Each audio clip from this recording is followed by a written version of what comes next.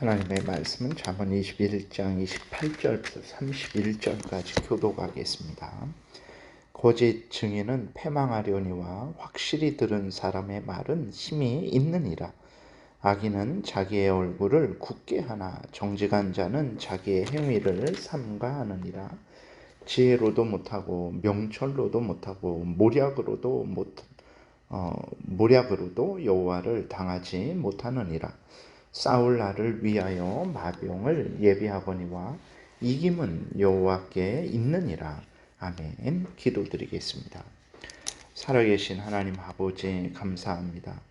성경을 통해서 우리에게 하나님이 어떤 분이신지, 우리가 믿어야 될 것, 우리가 행해야 될 것을 자세하게 알려주시는데 하나님 잘 마음에 새기고 믿고 순종하게 도우소서. 하나님의 영광을 드러내는 인생이 되고 다른 사람을 유익하게 하는 인생이 되고 또 우리도 하나님이 주시는 복을 받아 누리게 될 줄 믿사오니 하나님의 말씀을 잘 마음에 새기고 믿고 순종하는 우리 모두가 되도록 늘 인도하여 주옵소서. 예수 그리스도의 이름으로 기도드렸습니다. 아멘. 28절에 보게 되면 거짓 증인은 패망하려니와 확실히 들은 사람의 말은 힘이 있느니라 그랬어요. 증인은 아주 중요하죠. 증인에 의해서 죄가 가려지기도 하고 드러나기도 합니다. 죄인이 벌을 받기도 하고 벌을 받지 않기도 하는 거죠. 또 다른 사람이 누명을 쓰기도 하고 누명을 벗기도 합니다. 증인이 거짓말을 하게 되면 모든 것이 뒤집어지게 되는 거죠. 그래서 증인은 항상 진실되게 증언해야 됩니다. 하나님은 구계명을 통해서 거짓 증언하지 말 것을 분명하게 말씀을 하셨습니다. 그럼에도 불구하고 거짓 증언을 하게 된다면 앞에서 말씀드린 대로 죄가 이제 드러나야 되는데 숨겨지게 되고 벌을 받아야 되는데 이제 벌을 받지 않게 되는 거죠. 그래서 세상의 정의가 실현되지 않게 됩니다. 결국은 또 하나님을 거역하는 것이 되는 거죠. 거짓 증언하는 사람은 어떻게 되겠습니까? 하나님으로부터 형벌을 받게 되고 세상의 공권력으로부터도 형벌을 받게 되는 거죠. 거짓 증인은 패망하게 됩니다. 그러나 사실을 있는 그대로 말하는 사람은 거짓 증언자처럼 두려워할 필요가 없죠. 확실히 들은 것만 말하기 때문에 그 증언에는 힘이 있습니다. 예면 예, 아니오면 아니오라고 이렇게 말을 하게 될 때에 그 참된 증언으로 인해서 당사자에게 복이 되고 또 옳고 그름이 올바로 드러나서 벌을 받을 자가 벌을 받고 상을 받을 자가 상을 받게 되는 거죠. 이렇게 참된 증언을 하는 것은 참으로 자기에게도 복되고 온 세상에게도 복되게 된다라는 것을 우리가 명심해야 됩니다.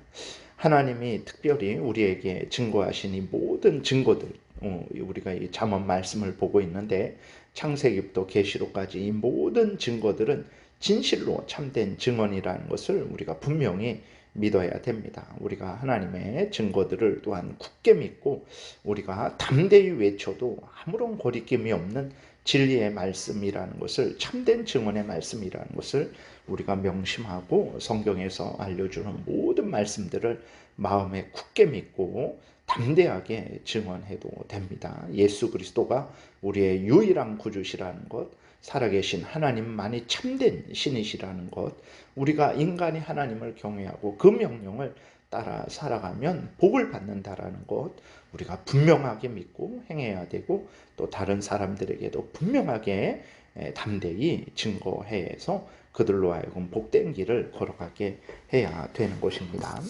29절에 보게 되면 악인은 자기의 얼굴을 굳게 하나 정직한 자는 자기의 행위를 삼가하느니라 그랬어요.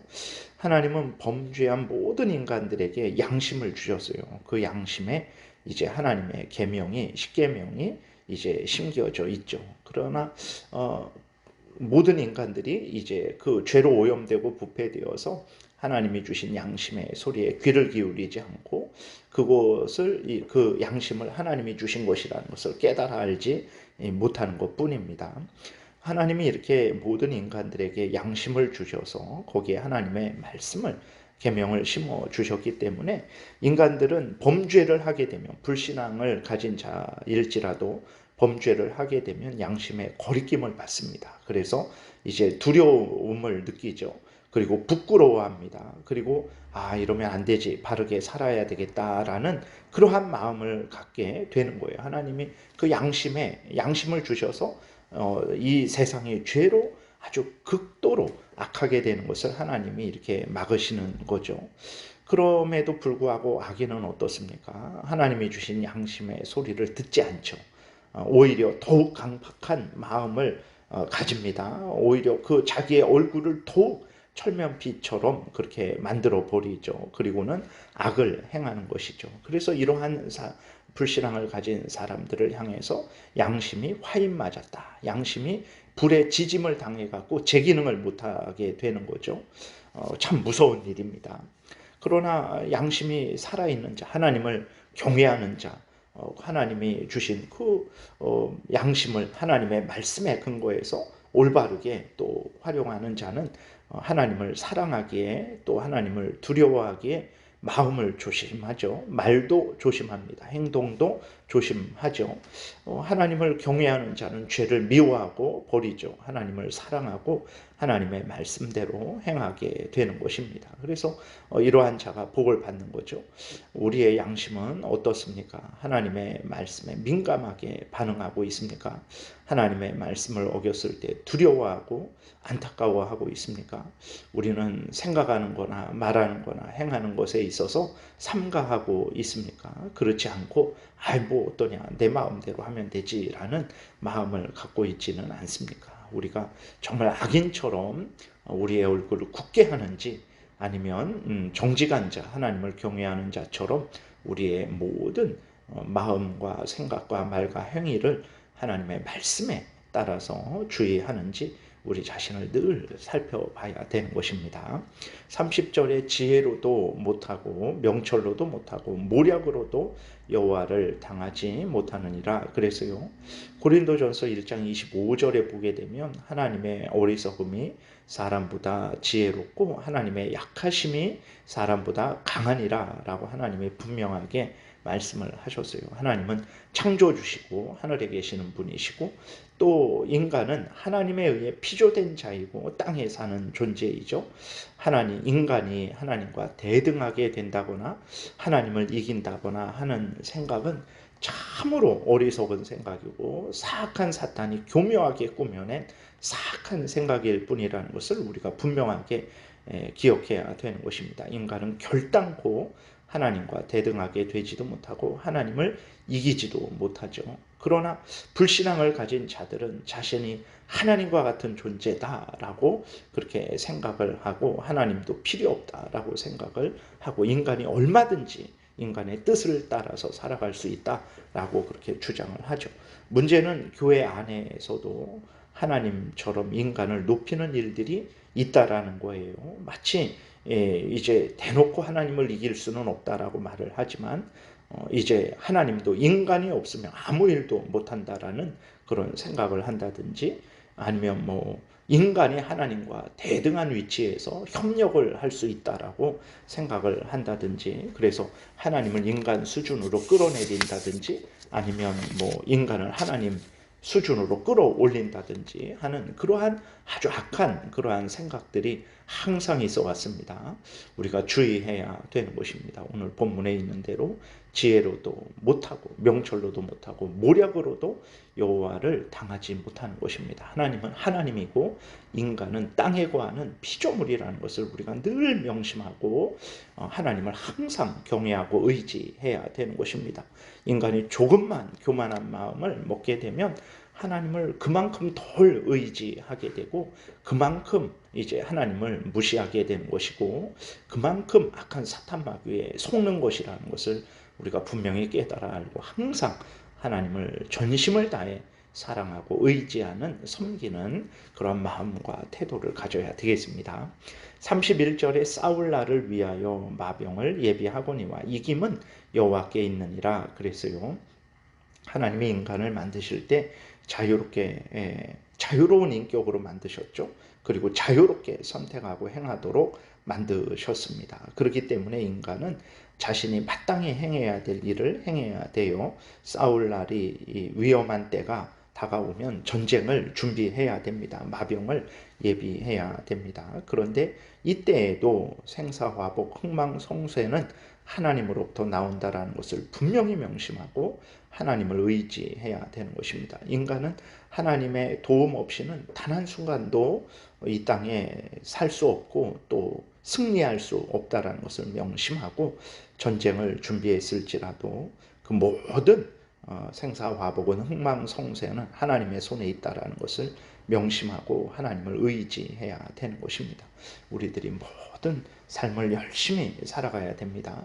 그런데 그 모든 삶의 그 성공은 살아계신 하나님께 있다라는 것을 또한 항상 명심하고 열심히 하나님을 의지해야 되는 거예요. 하나님이 인간을 다른 피조물과 다르게 하나님의 형상으로 만드신 것은 바로 이 모든 하나님의 뜻을 분별해서 헛된 것을 의지하지 말고 하나님을 의지해서 하나님의 은혜를 받아서 참으로 하나님의 영광을 드러내고 복된 인생을 살게 하시려는 것인데, 죄로 부패된 인간들이 이러한 하나님의 뜻을 아주 거역하고 거절하고 마치 자신 스스로 살 수 있다, 승리할 수 있다라는 생각을 하고는 하나님을 의지하지 않는 거죠.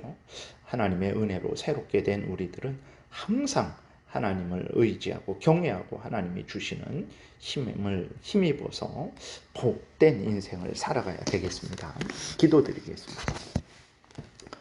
살아계신 하나님 아버지, 감사합니다. 하나님이 우리들이 어떤 마음과 태도를 가지고 또 우리의 모든 삶을 열심히 살아가야 될지 이렇게 구체적으로 우리에게 말씀을 하시는데, 우리들은 이 모든 생명의 말씀, 진리의 말씀, 우리로 하여금 승리하게 하는 이 복된 말씀에 무관심하고 또 그 말씀을 마음에 새기지 않고 이 말씀대로 믿고 따르지 않을 때가 많이 있사오니, 하나님 아버지, 우리들에게 크신 은혜 내려주시고 힘을 주셔서 항상 하나님을 의지하게 하시고 복된 말씀을 따라 살아가는 우리 모두가 되게 도우소서. 우리의 인생이 가장 복되고 복될 줄을 믿습니다. 감사드리고 예수 그리스도의 이름으로 기도드렸습니다. 아멘. 하늘에 계신 우리 아버지요, 이름이 거룩히 여김을 받으시오며 나라의 임하옵시며 뜻이 하늘에서 이루어진 것 같이 땅에서도 이루어지이다. 오늘날 우리에게 일용할 양식을 주옵시고 우리가 우리에게 죄지은 자를 사하여 준 것 같이 우리의 죄를 사하여 주옵시고 우리를 시험에 들게 하지 마옵시고 다만 악에서 구하옵소서. 대개 나라와 권세와 영광이 아버지께 영원히 있사옵나이다. 아멘. 지금은 우리 구주 예수 그리스도의 은혜와 하나님 아버지의 크신 사랑과 성령의 교통하심이 우리를 사랑하시고 우리를 이기게 하시며 우리로 복된 인생을 살아가게 하시는 하나님을 더 사랑하고 더 의지하고 더 하나님의 명령 따라 살아가고자 은혜 구하며 돌아가는 하나님의 택한 백성들 머리 위에 지금부터 영원토록 함께 있을지어다. 아멘.